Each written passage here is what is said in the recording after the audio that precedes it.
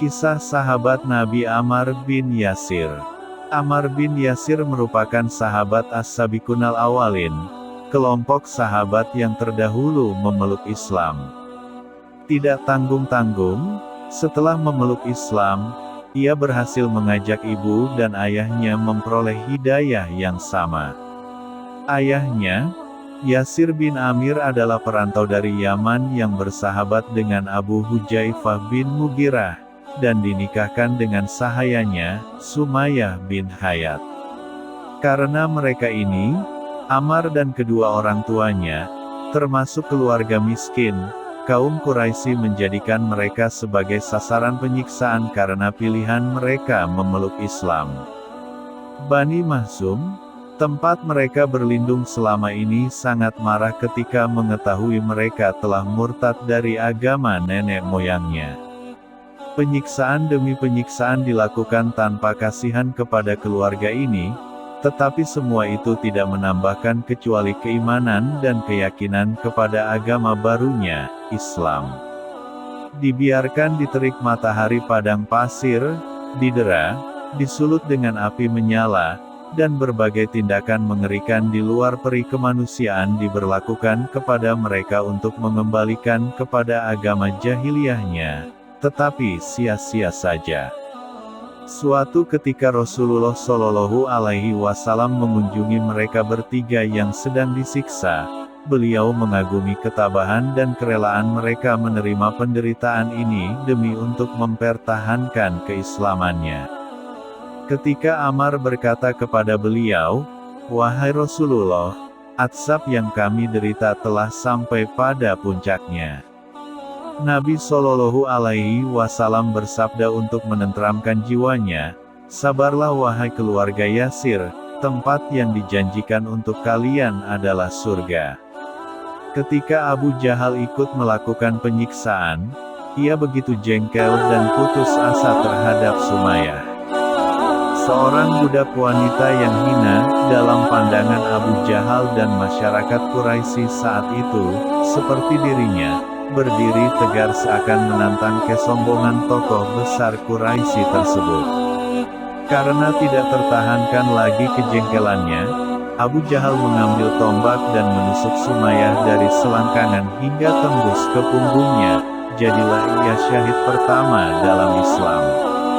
Tidak berapa lama, ayahnya, Yasir bin Amir juga meninggal dalam penyiksaan orang-orang kafir Quraisy.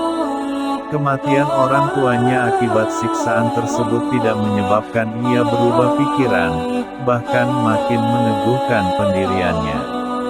Siksaan pun makin ditingkatkan, dibakar dengan besi panas, disalib, ditenggelamkan dalam air hingga ia sesak nafas, dan lain-lainnya. Suatu ketika Ammar dibakar dengan api yang membara. Kebetulan saat itu Nabi SAW datang mengunjunginya. Beliau memegang kepala Ammar dan berkata, "Hai api, jadilah kamu sejuk dan selamatkanlah Ammar, sebagaimana dulu kamu menjadi sejuk dan menyelamatkan bagi Ibrahim." Seketika itu Ammar tidak lagi merasakan panasnya api yang menerpa tubuhnya, maka makin kokoh dan tegar saja jiwanya dalam keimanan dan keislaman, walau azab dan siksaan kaum Quraisy makin ditingkatkan. Suatu ketika Ammar disiksa sedemikian rupa sehingga hampir tak sadarkan diri. Dalam keadaan seperti itu ada yang menuntun ucapannya untuk memuja-muja berhala kaum Quraisy, dan tanpa disadarinya ia mengikuti ucapan-ucapan tersebut. Saat ia menyadari semuanya itu, ia menangis sejadi-jadinya, seolah-olah dunia kiamat baginya, dan siksaan demi siksaan pun tak lagi terasa berat baginya. Jauh lebih berat kedukaan dan ketakutannya karena telah mengucapkan kata-kata yang bisa mencabut imannya, menyengsarakan kehidupannya di akhirat kelak. Dalam puncak kesedihan yang serasa tidak tertahankan, datanglah Rasulullah Shallallahu Alaihi Wasallam.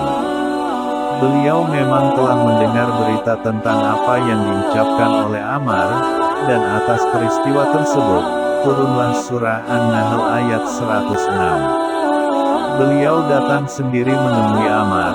Dengan penuh santun dan kasih beliau menghibur dan menenangkannya sambil menyampaikan firman Allah Subhanahu wa Ta'ala tersebut. Beliau berkata kepada Ammar, "Orang-orang kafir menyiksa dan menenggelamkanmu sehingga engkau mengatakan begini dan begini." "Benar, ya Rasulullah," kata Ammar sambil meratap penuh kesedihan. "Tidak mengapa, jika mereka memaksamu, katakanlah seperti itu, sesungguhnya Allah Subhanahu wa Ta'ala telah menurunkan ayat, kecuali orang-orang yang dipaksa, sedang hatinya tetap teguh dalam keimanan." Hati Ammar menjadi tentram dengan penjelasan Nabi Shallallahu Alaihi Wasallam tersebut. Pada akhirnya, sebagaimana kebanyakan budak-budak lain yang disiksa tuannya karena pilihannya memeluk Islam, Abu Bakar membeli Ammar dari kabilah Bani Makhzum dan memerdekakannya. Begitu tegar dan kokohnya Ammar mempertahankan imannya, walau cobaan dan siksaan terus dialaminya, sehingga Nabi Shallallahu Alaihi Wasallam sangat sayang kepadanya. Beliau bersabda tentang dirinya, "Diri Ammar dipenuhi oleh keimanan sampai ke tulang sumsumnya." Pernah terjadi selisih paham antara Ammar dan Khalid bin Walid, pahlawan Islam yang digelari Nabi Shallallahu Alaihi Wasallam, pedang Allah, maka beliau bersabda, "Siapa yang memusuhi Ammar, dia akan dimusuhi Allah, dan siapa yang membenci Ammar, maka dia akan dibenci Allah." Untunglah Khalid bin Walid seorang yang cerdas dan berjiwa besar, mendengar sabda Nabi Shallallahu Alaihi Wasallam ini segera ia menemui Ammar dan meminta maaf atas kehilafannya. Kedudukannya di masa lalu sebagai salah satu pemuka kabilahnya dan Ammar hanya sebagai budak, tidak menghalanginya untuk merendahkan diri dan meminta maaf. Semua itu ringan dilakukannya karena Khalid lebih menghendaki keridaan Allah Subhanahu wa Ta'ala, daripada sekedar mempertahankan gengsi dan prestisenya di masa lalu. Dan Ammar pun dengan senang hati memaafkannya. Pernah juga terjadi salah seorang sahabat menghujat Ammar, karena ia bekerja atau kerja bakti ketika membangun masjid Nabi, sambil mendendangkan syair, sehingga terjadi perselisihan. Mendengar berita tersebut, Nabi Shallallahu Alaihi Wasallam bersabda, "Apa maksud mereka terhadap Ammar?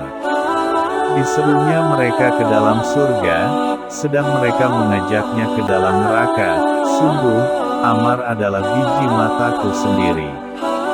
Tentulah bukan maksud dan keinginan Ammar untuk memperoleh pujian-pujian tersebut.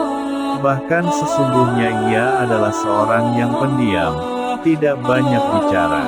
Kontras sekali dengan penampilan fisiknya yang tinggi besar, berdada bidang dan bermata biru, ia justru lebih sering menyembunyikan diri dan tidak ingin menonjolkan dirinya sendiri. Ia telah merasakan bagaimana beratnya mempertahankan iman, karena itu ia ingin mengisi waktu-waktunya dengan ibadah demi ibadah. Istilah populernya sekarang ia membenci NATO, no action talk only. Karena itu pula, Nabi Shallallahu Alaihi Wasallam pernah pula bersabda tentang dirinya, "Contoh dan ikutilah setelah kematianku nanti, Abu Bakar dan Umar, dan ambillah pula hidayah yang dipakai Ammar untuk jadi bimbingan." Ammar tidak pernah absen menerjuni perjuangan dan jihad bersama Rasulullah Shallallahu Alaihi Wasallam. Begitu juga perjuangan dengan beberapa khalifah sesudah beliau wafat.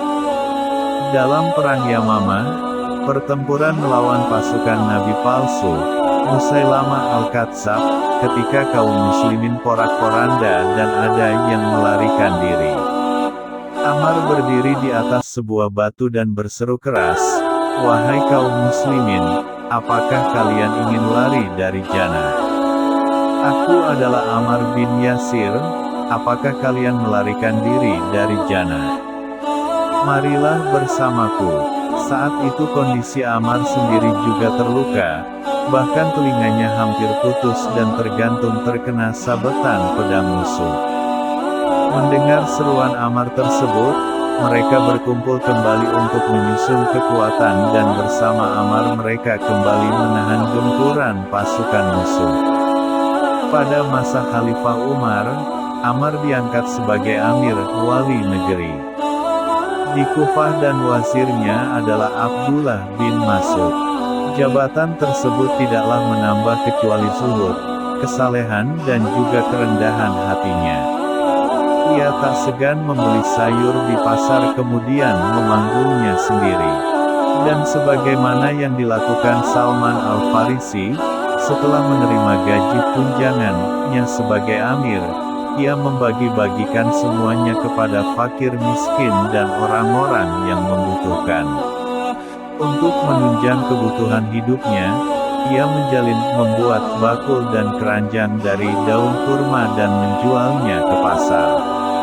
Sepeninggal Khalifah Umar bin Khattab, yang mana Nabi Shallallahu Alaihi Wasallam pernah menyebut Umar sebagai kunci gembok fitnah, mulai terjadi fitnah dan perselisihan di antara umat Islam. Dalam keadaan seperti ini, para sahabat selalu mengamati Ammar bin Yasir. Hal ini berawal dari sebuah peristiwa di masa awal hijrah ke Madinah, ketika sedang membangun Masjid Nabawi. Saat itu, sisi dinding di mana Ammar dan beberapa sahabat lainnya sedang bekerja tiba-tiba runtuh dan menimpa Ammar. Pada saat yang sama, Nabi Shallallahu Alaihi Wasallam sedang mengamati Ammar. Kemudian beliau bersabda, "Aduhai Ibnu Sumayyah, ia dibunuh oleh golongan pendurhaka." Para sahabat yang mendengar sabda beliau itu menyangka beliau sedang meratapi kematian Ammar karena tertimbun dinding yang runtuh. Karena itu mereka menjadi ribut dan panik atas musibah yang dialami Ammar. Nabi Shallallahu Alaihi Wasallam yang tanggap reaksi para sahabat tersebut, sekali lagi bersabda untuk menenangkan mereka, "Tidak apa-apa, Ammar tidak apa-apa, hanya saja, nantinya ia akan dibunuh oleh golongan pendurhaka." Jelas dan lugas, Nabi Shallallahu Alaihi Wasallam tidak menyebut Ammar dibunuh kaum kafirin, musyrikin atau musuh Allah.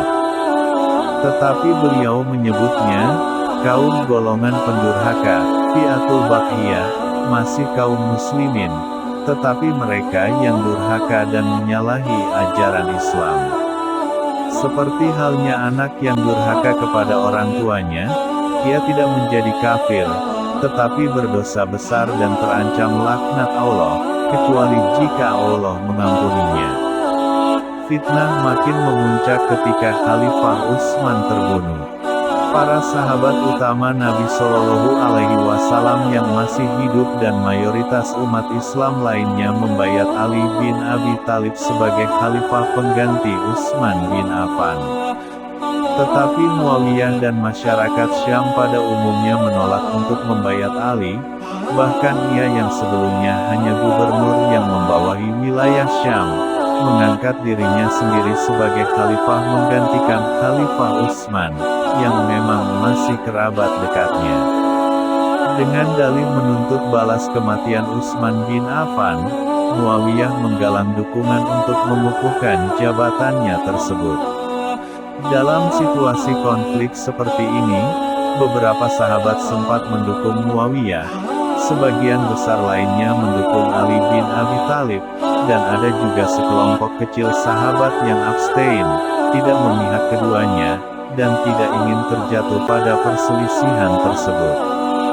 Ketika berbagai upaya damai yang dilakukan Ali bin Thalib gagal, tidak terelakkan lagi terjadinya bentrok senjata, yang terkenal dengan nama Perang Siffin. Dan Ammar bin Yasir, dengan segala ijtihad dan pengenalannya akan kebenaran, memilih untuk berdiri di pihak Ali bin Abi Thalib. Dengan pilihannya tersebut, para sahabat yang mendukung Ali bin Abi Thalib merasa tenang tentram, karena mereka meyakini sabda Nabi Shallallahu Alaihi Wasallam, bahwa bersama Ammar bin Yasir, mereka berada pada pilihan yang benar. Sementara sahabat yang berdiri di pihak Muawiyah merasa was-was dan penuh keraguan. Setelah berperang beberapa lama dalam perang Siffin, ia menemui Ali bin Abi Thalib dan berkata, "Wahai Amirul Mukminin, pada hari ini, dan itukah yang dimaksud oleh Ammar adalah tentang sabda Nabi Shallallahu Alaihi Wasallam, aduhai Ibnu Sumayyah, ia akan dibunuh oleh golongan pendurhaka." Menanggapi pertanyaan tersebut, Ali dengan bijak berkata, "Tinggalkanlah urusan tersebut." Tetapi Ammar mengulang pernyataannya, dan Ali memberi jawaban yang sama pula sampai 3 kali. Kemudian Ali memberi minuman susu kepada Ammar, susu kental yang dicampur sedikit air. Setelah minum susu tersebut ia berkata, "Sesungguhnya Rasulullah Shallallahu Alaihi Wasallam telah bersabda kepadaku bahwa seperti inilah minuman terakhir yang aku minum di dunia." Ali jadi terkejut, ia tidak tahu menahu sabda Nabi Shallallahu Alaihi Wasallam tentang minuman terakhir Ammar, dan tidak juga menjadi rahasia umum, seperti tentang siapa pembunuh Ammar. Mungkin itu menjadi rahasia pribadi Ammar dan Rasulullah Shallallahu Alaihi Wasallam semata. Dan jalannya takdir Allah memang tidak bisa dihalangi lagi jika telah tiba waktunya. Setelah itu Ammar terjun kembali dalam pertempuran. Di tengah pertempuran tersebut, Ibrahim bin Abdurrahman bin Auf sempat mendengar seruan Ammar, "Sesungguhnya aku telah bertemu dengan Al-Jabbar, yakni Allah Subhanahu wa Ta'ala, dan aku telah dinikahkan dengan bidadari. Pada hari ini aku akan bertemu dengan kekasihku, Rasulullah Shallallahu Alaihi Wasallam dan para sahabatnya. Beliau telah berjanji kepadaku bahwa akhir bekalku di dunia ini adalah susu kental yang dicampur dengan sedikit air." Memang, setelah itu Ammar tidak minum atau makan apapun lagi dan ia terjun ke medan pertempuran. Saat itu Ammar berjuang bersebelahan dengan Hashim bin Utbah yang membawa bendera, dan akhirnya mereka menemui syahidnya bersama.